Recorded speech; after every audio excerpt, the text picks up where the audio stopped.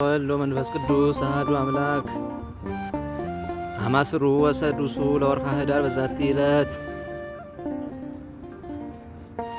ሆነ ቅዳሴ ቤተ ክርስቲያን ዘቅዱስ ወቡሩክ አቡናፍር ገዳማዊ በአፋ ሀገረ ምስር።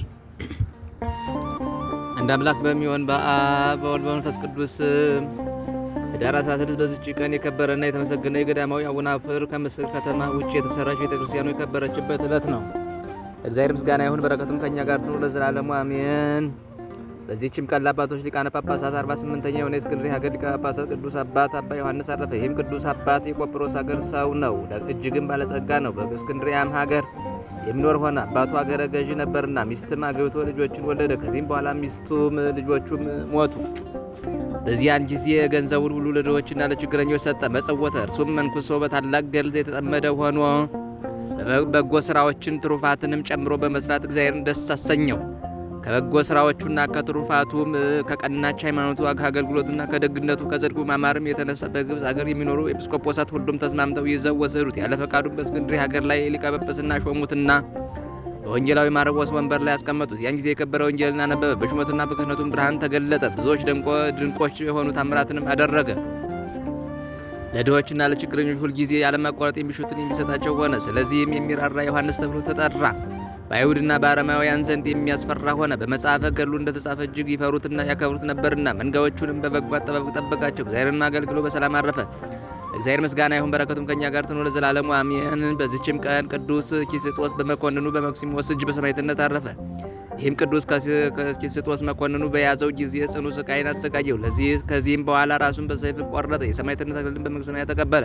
በረከቱም ከኛ ጋር ትኑር ለዘላለሙ አሜን። በዚችም ዕለት በሮሚ ሀገር በከሃዲ መኮንን በእስክንድሮስ እጅ ቅድስት ጣጡስ በሰማዕትነት አረፈች። ወደ እርሱም ባቀረቧት ጊዜ እስክንድሮስ ለአማልክት ሰዊ አላት። እርሷም ከፈጠረኝ ከጌታዬ ከኢየሱስ በቀር አልሰዋም አለች።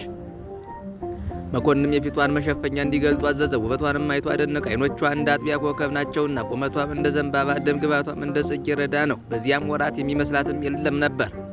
ንጉሡም ባያት ጊዜ እርሷን በመውደዱ ልቡ ተነጠቀ። እንዲህም አላት፣ እሺ በይኝና ለታላቅ አምላክ ለአጵሎን ሰዊ፣ እኔም ለቤተ መንግሥት የእመቤት አደርግሻለሁ አላት። ቅድስት ጣጡስም እኔ ክብር ይግባውና ከክርስቶስ ከመንጋዎች ውስጥ ነኝ፣ ከእርሱ በቀር ለሌላ አልሰዋም። ነገር ግን ወደ አማልክቶች መሠዊያ ቤት ገብቼ ኃይላቸውን እንዳይ ፍቀድልኝ አለችው። በዚያን ጊዜ ወሰዷት። በገባችም ጊዜ ጣዖታቱ ይጠፉት ዘንድ ክብር ይግባውና የኃይል ባለቤት ወደሆነ ጌታችን ኢየሱስ ክርስቶስም ጸለየች። ወዲያውኑ ንውጽ ሆኖ ጣዖታቱ ከመቀመጫቸው ወድቀው ተሰባበሩ። ታላቁ አምላካቸው አጵሎንም ቁልቁል ወድቆ ተቀጠቀጠ።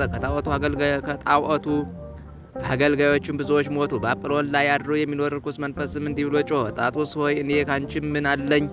አንቺስ ከኔ ምን አለሽ? እነሆ ማደሪያዬን ቀጥቅጠሽ ከእርሱ አውጥተሽኛልና። ንጉሡም ይህን አይቶ ተቆጣ። በግንባሯም ደፍተው በበትሮች እንዲደበድቧት ባለንጋዎችም እንዲገርፏት አዘዘ።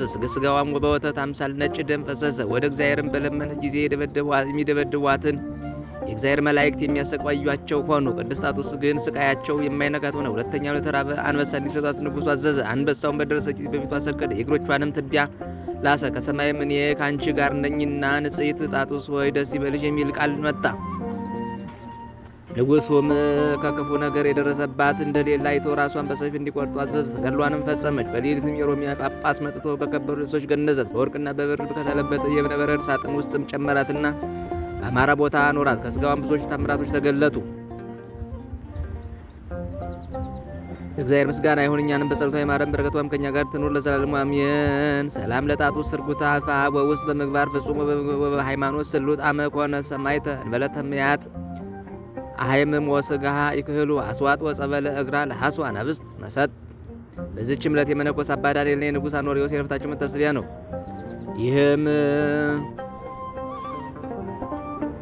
ይህ አባ ዳንኤል ታላቅ ገድለኛ ነው። እንጀራን አሳንም ቢሆን ማርንም ዘይትንም ቢሆን ከብቻው ቅጠል በቀር ሳይቀምስ 40 ዓመት ተኩል በአስቄጥስ ገዳም ኖረ። ከብዙ ዘመንም በኋላ የመመካት ሐሳብ መጣበት። በልቡም እንደኔ ትርህምትን መቆምን የታገሰ በገዳም በውኑ አለን አለ። ሰውን የሚወድ እግዚአብሔርን ብርሃናዊ መልአኩን ላከለት። መልአኩም ዳንኤል ሆይ በጎ ያልሆነ እንዲህ ያለ ትምክህትን ለምን ትመካለህ? ጌታችን ኢየሱስ ክርስቶስ ከትሕትና በቀር ትምክህትን አይሻምና አለው። አባ ዳንኤልም መልአኩን ጌታዬ ከኔ የሚሻል ካለ ንገረኝ፣ ወደሱ ሂጄ አየው ዘንድ በመመካቴም ወደ ፈጣሪ ለማመጥ ዘንድ አለው። መልአኩም ንጹሕ ቅዱስ እግዚአብሔርን የሚፈራ ሰው የሮሜና የቆስጠንጥንያ ንጉሥ አኖሪዎስ በመንግሥተ ሰማያት ባልንጀራህ ነው አለው። አባ ዳንኤልም በሰማ ጊዜ በምድር ላይ ተደፋ። በራሱም ላይ አመድ ነስንሶ ክብር ይግባውና በአምላካዊ ጥበብ ወደ ሮሜ ሀገር ደርሶ እርሱን አኖሪዎስን ያሳየው ዘንድ ወደ ጌታችን ለመነ።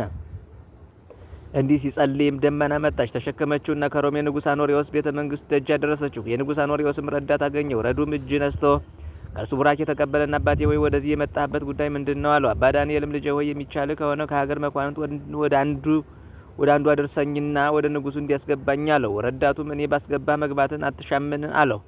ልጄ ሆይ እሻለሁ፣ አስገባኝ፣ እግዚአብሔር ይባርክህ አለው። ዳግመኛም ረዱ አባቴ ሆይ ሟች የሆነ ንጉሥን በማየት ምን ታገኛለህ አለው።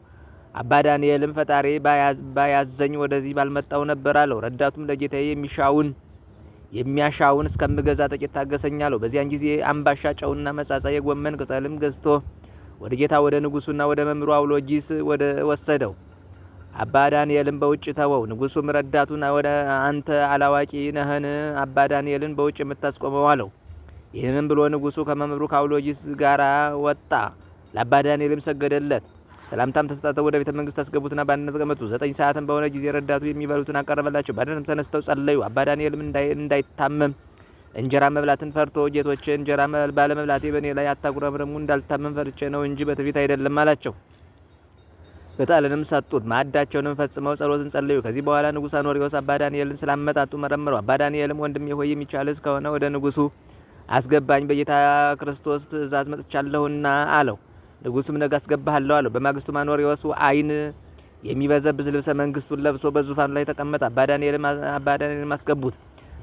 ባየውም ጊዜ ፈርቶ ተንቀጠቀጠ። ረዳቱም መፍራቱን አይቶ ወደ ማደሪያው መለሰው። ንጉሡም ችሎቱን ሲጨርስ ልብሰ መንግስቱን ጥሎ የምንኩስናን ልብስ ለብሶ አባ ዳንኤል ወዳለበት ገባ። አባ ዳንኤልን ባየው ጊዜ ወንድሜ ሆይ በልብ ያለውን ነግሬው ወደ ቦታዬ መለስ ዘንድ ወደ ንጉሥ ለምን አላስገባኸኝም አለው። አኖሪዎስም አባቴ ሆይ አልገባህምን? ለዚች ምድር ንጉሥ ብለው የሰየሙኝ በኃላፊ ዙፋንም ላይ ተቀምጬ ያየኸኝ እኔ አኖሪዎስ ነኝ አለው። አባ ዳንኤልም በሰማ ጊዜ ከእግሩ በታች ሰገደለት። አኗኗሩን ሁሉ ይነግረው ዘንድ ክብር ይግባውና በጌታችን ስም አማጸነው። ንጉሥ አኖሪዎስም በእጅ ስራው ደክሞ ከሚያገኘው በቀር ይህም ሰሌን መታታት ነው። ሳይበላ ሳይለብስ 40 ዓመት እንደሆነው የሚተርፈውንም ለድሆች እንደሚሰጥ ምግቡም እንጀራና ጨው ቅጠል መጻጻ እንደሆነ የማንንም ገንዘብ ለመቀማት እንዳልደፈረ ድንግልናውንም እንደጠበቀ ነገረው። አባ ዳንኤልም ከእግሩ በታች ወድቆ በአንተ ላይ ስለተመካው ይቅር በለኝ አለው። ከዚህ በኋላ አባ ዳንኤል ፈጽሞ እያዘነ ወደ ቦታው ተመለሰ። ከ2 ወሮችም በኋላ መምህሩ አውሎጊስን ተሰናብቶ አኖሪዎስ ከቤተ መንግስቱ ውስጥ ወጣ። እግዚአብሔርን መልአኩን አከለትና ተሸክሞ ወደ አባ ዳንኤል አደረሰው። በተጋድሎም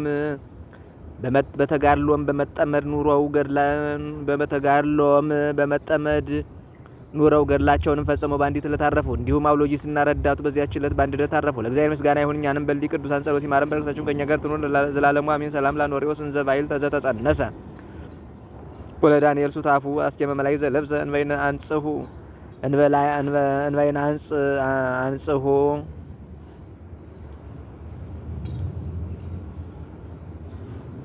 እንበይነ አንጽሁ ስጋ ወንበይነ ቀደሱ ነፍሰ እምበአት መነኮሰ ወእምነ መንበር ንጉሰ እግዚአብሔር ዮም ህቡረ አፍለሰ ሰላም ለአውሎጊስ ለአኖሪዎስ መምህሩ ወሰላም ለረዱ ዘሰናይ መግዝክሩ በዋሂድ ልብ እንዘ ይትፋቀሩ በውስተ ዓለም ከማህተኔ ነበሩ በመንግስተ ሰማይ ዮም ህቡረ አደሩ። በዚች ዕለት በሐይቅ ዳር እንዳለ ጽጌረዳ መዓዛው የሚጥም የፊቅጦር መታሰቢያ ነው። በረከቱም ከእኛ ጋር ትኑር ዘላለሙ።